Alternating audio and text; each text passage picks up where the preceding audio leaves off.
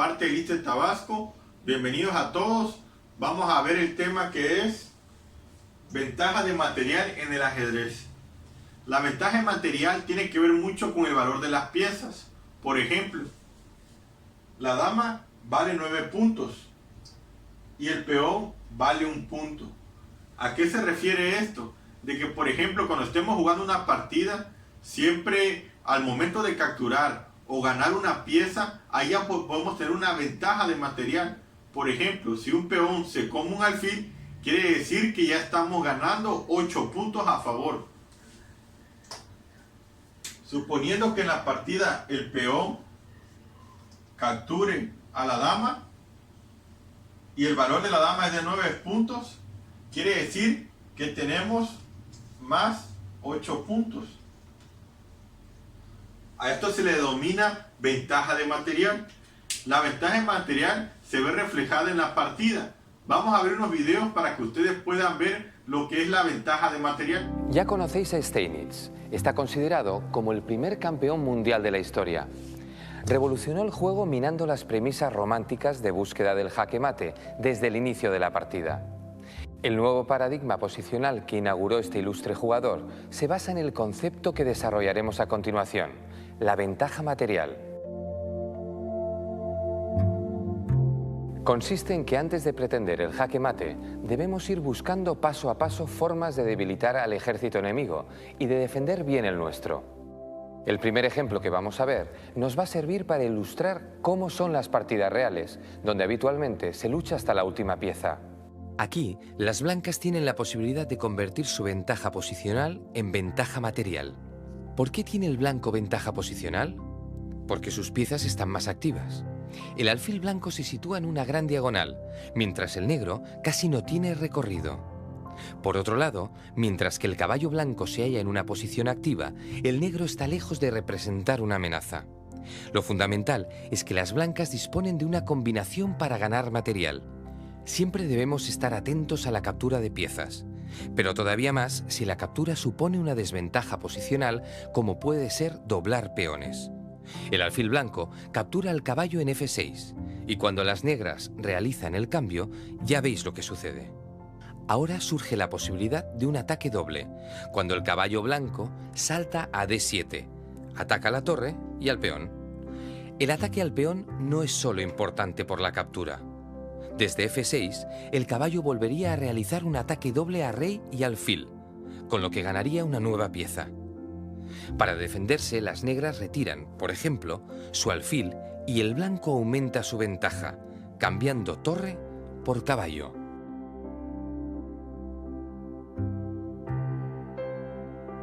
En este momento, las blancas ya han conseguido la ventaja material. La partida ya está ganada, pero hay que saber hacerlo. Siguiendo la técnica de Steinitz, veremos cómo el blanco va aumentando su ventaja hasta conseguir el jaque mate. Ahora el blanco aprovecha la movilidad de su torre para atacar un nuevo objetivo. Sube hasta C7 y el peón de A7 no puede escapar a la captura. El movimiento de contraataque no es efectivo porque la torre, al hacerse con A7, también defiende su peón. Las blancas no abandonan las enseñanzas de Steinitz y siguen tratando de aumentar la ventaja material antes de encarar el jaque. Su nuevo objetivo será coronar el peón que se halla a 2 pasos de llegar a A8. Llevan la torre a A8, hacen jaque y con ello consiguen acercar una casilla más el peón.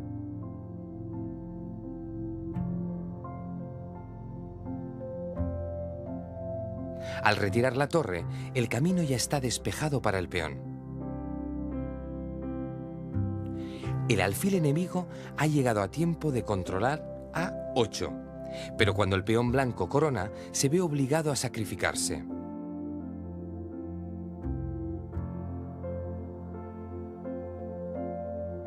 Resultado: las blancas siguen aumentando la ventaja. Con torre y rey blancos contra rey negro, la victoria es facilísima. A continuación, la torre y el rey van a dedicarse a ir capturando todos los peones enemigos. Veamos rápidamente cómo podría acabar esta partida.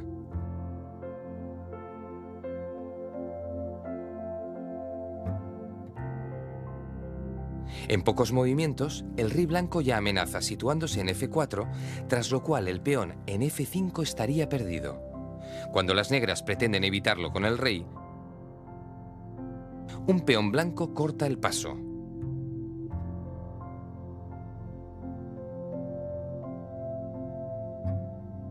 El blanco come y sigue acercando el rey.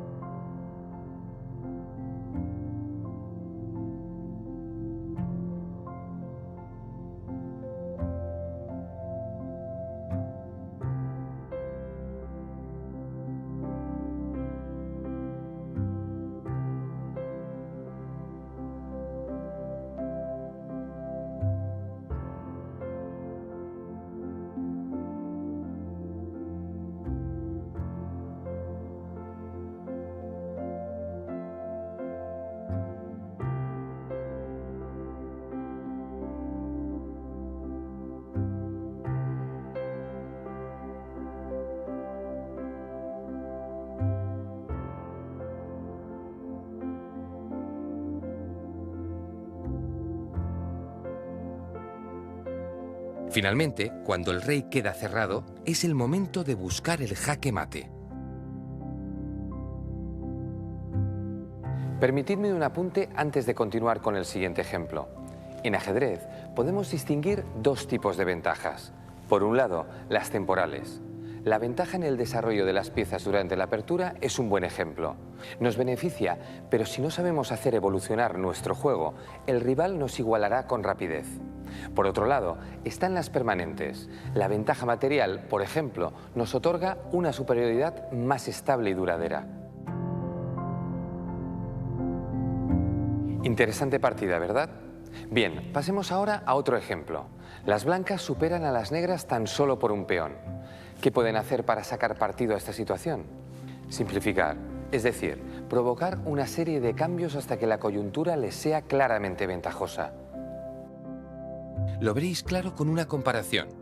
Imaginaos una gran batalla entre un ejército con 100 soldados y uno con 99. La diferencia entre dos grupos tan grandes es mínima. Sin embargo, si esta desventaja se mantiene hasta que solo quedan 2 soldados contra 1, la cosa cambia de forma considerable. Así que, cuanto más simplificamos, más se nota la ventaja material que podamos tener. En este caso, la jugada idónea para simplificar es la siguiente. La torre se desplaza hasta G6 para hacer jaque.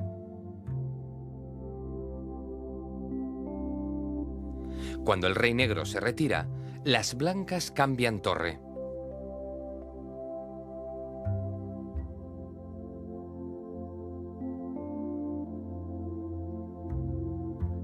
Con la torre negra en el tablero, los dos peones blancos hubieran sido fácilmente neutralizados, pero ahora son imparables. Uno de ellos avanza directo a la coronación. Si el rey enemigo trata de evitarlo, avanza el otro peón. Está claro que, en un momento u otro, las blancas conseguirán dama, y entonces la victoria será definitiva. ¿Veis? La simplificación conseguida cambiando las torres ha permitido a las blancas ganar la partida. ¿Qué mejor manera de entender los conceptos básicos del juego de Steinitz que verlo jugar? A continuación seguiremos una partida de este ajedrecista y veremos cómo se combinan en la práctica los principios que hemos venido enunciando. Se trata de uno de los enfrentamientos disputados en 1870 durante una sesión de simultáneas. Pero veamos antes en qué consisten las partidas simultáneas. El origen de este tipo de eventos es incierto. Hay quienes los sitúan en el siglo XII, pero para otros no existieron antes del XVI. El funcionamiento es el siguiente. Un jugador, por lo general de un nivel alto, juega múltiples partidas a la vez con varios jugadores, normalmente de rango inferior. En una exhibición de estas características pueden llegar a competir 20 o más ajedrecistas contra uno. El jugador solitario va de tablero en tablero en un orden prefijado. Lo habitual es no utilizar relojes, aunque también existen simultáneas cronometradas en las que, dada la presión del tiempo, participan menos oponentes. Ocasionalmente, algunos grandes maestros se han atrevido a dar exhibiciones simultáneas de ajedrez a la ciega. En este caso, el exhibidor da y recibe verbalmente las indicaciones de los movimientos a través de un árbitro o intermediario. En el caso que nos ocupa, Steinitz alcanzó esta posición donde tenía un peón menos y las negras acababan de ofrecer cambio de damas.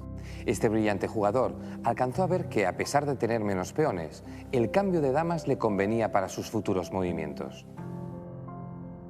Al desplazar el caballo negro para recapturar la dama enemiga, Steinitz consiguió la ventaja posicional.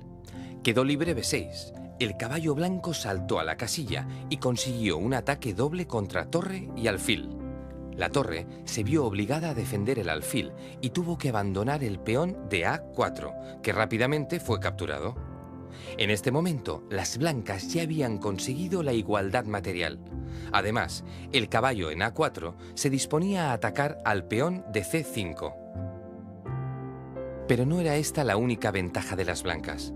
Observad que las negras, por haber perdido el enroque, tenían su torre de H8 sin participar en el juego, lo que aumentaba la precariedad de su posición.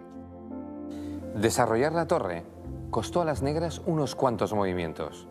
A continuación veremos cómo aprovechó Steinitz esta situación. Lo lógico por parte de las negras hubiera sido defender el peón en C5 para mantener la igualdad material. De todas maneras, las blancas podrían haber seguido atacando con el alfil a C4. Una vez eliminado el caballo enemigo, hubiera caído también el peón. En la partida, las negras lo pusieron más fácil. Jugaron directamente alfil E6, con lo cual las blancas capturaron peón en C5 a continuación. 3 jugadas después del cambio de damas, Steinitz se ponía por delante en cuanto a ventaja material. Consiguió convertir la ventaja posicional en material. Las negras intentaron sacar su torre a toda velocidad, pero los turnos que emplearon en ello dieron tiempo a las blancas para aumentar su ventaja.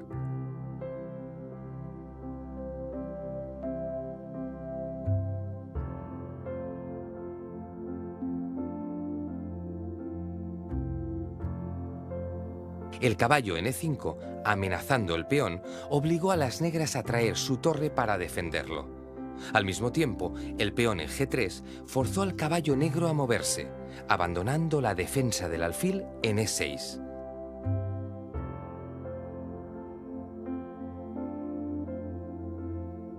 En este momento, el caballo en E5 saltó a F7 y capturó el peón, sostén del alfil de E6. De esta manera, el alfil negro quedaba indefenso ante la acción combinada del caballo de C5 y la acción de rayos X de la torre blanca de E1 clavando al alfil. Las negras capturaron el caballo con el rey, pero las blancas se hicieron con el preciado alfil negro. ¿Resultado? Las blancas habían ganado un nuevo peón. Con un tablero así, la partida está decidida. Pero, ¿cuál creéis que fue el siguiente objetivo de las blancas? Exacto. Una vez conseguida la ventaja material gracias a la posicional, debemos buscar la simplificación.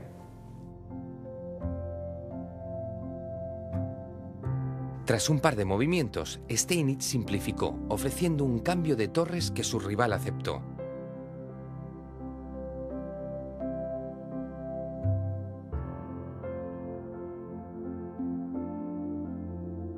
En su siguiente turno, llevó la torre a B7 para atacar al peón en G7 junto al caballo. A partir de ahí, puso en marcha una amenaza terrible para su contrincante. Movió el peón a A4 con intención de coronarlo y aumentar su ventaja material. Cuando las negras intentaron evitarlo, Steinitz defendió su peón con el alfil en B3. Ya completamente perdidas, las negras trataron de contraatacar amenazando el caballo con la torre. Sin embargo, el caballo blanco se retiró sin problemas, manteniendo la amenaza contra uno de los peones enemigos. Con una gran desventaja de 2 peones, las negras ya no daban más de sí. Defendieron el peón en C6, aunque entonces el peón blanco siguió su camino hacia la coronación. En un intento desesperado, el rival de Steinitz trató de poner en juego un caballo, Lo único que consiguió fue dejar desprotegido el de D5. A continuación, el campeón del mundo remató la partida con una elegante combinación, saltando con el caballo a C6 y capturando el peón que defendía al caballo en D5. Las negras capturaron el caballo blanco y las blancas hicieron lo propio con el caballo negro. Steinitz seguía simplificando, además de haber ganado un nuevo peón. En este punto de la partida, las blancas han conseguido todo lo que querían. Tenían una ventaja de 3 peones y habían simplificado de manera considerable el tablero. Además, fijaos que el alfil de Steinitz amenazaba la torre y el caballo del rival. La inferioridad material y posicional era tan grande que lo mejor que podían hacer las negras era abandonar. Y eso fue lo que ocurrió. Una vez más, Steinitz venció gracias a su innovadora forma de jugar.